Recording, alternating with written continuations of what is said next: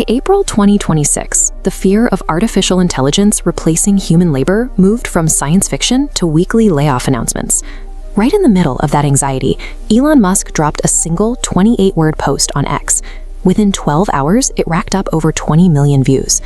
The post proposed a very specific solution to technological unemployment: universal high income, delivered straight to citizens through federal government checks.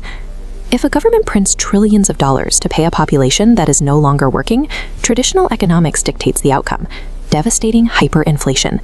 The currency loses its value. But Musk argued the exact opposite. He claimed that the sheer volume of goods and services produced by AI and robotics would outpace the new money entering the system. That short statement took universal high income out of the realm of late-night podcast chatter and turned it into a concrete economic equation, one that we can actually stress test. To test this, we first have to separate universal high income from the universal basic income pilot programs of the past. Basic income is designed as a safety net, enough cash to keep people fed and housed.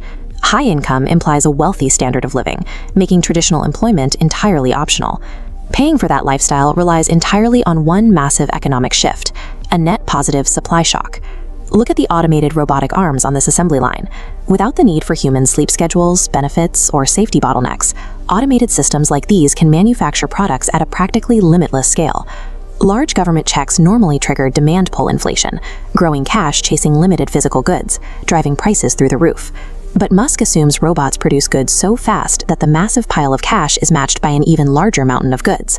Supply always meets demand. If that robotic productivity multiplier actually holds true, artificial intelligence effectively erases the physical constraints of scarcity entirely. This is the Federal Reserve, and as any central banker will tell you, abstract factory output is very different from managing a national balance sheet. Almost immediately after the post went live, mainstream financial analysts and economists pushed back, warning that the plan was fiscally reckless. Economist Sanjeev Sanyal pointed out a glaring mechanical problem. Even if robots make products incredibly cheap, the federal government still has to actually find the money to write trillions of dollars in checks every single month. To fund payments that large, governments must levy heavy taxes, run up astronomical deficits, or simply print the cash. All three options carry severe risks of completely breaking the financial system before the robotic abundance even arrives. Running this equation in the real world means betting the entire solvency of the United States government on a technological leap that hasn't actually happened yet. A 28-word post leaves a lot of practical questions unanswered.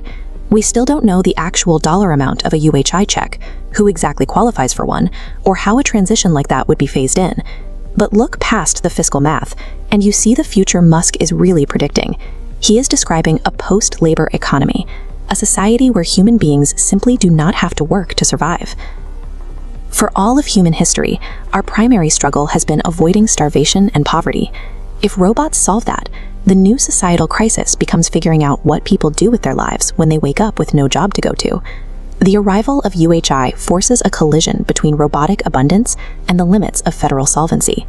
The battle lines for the automation age are drawn.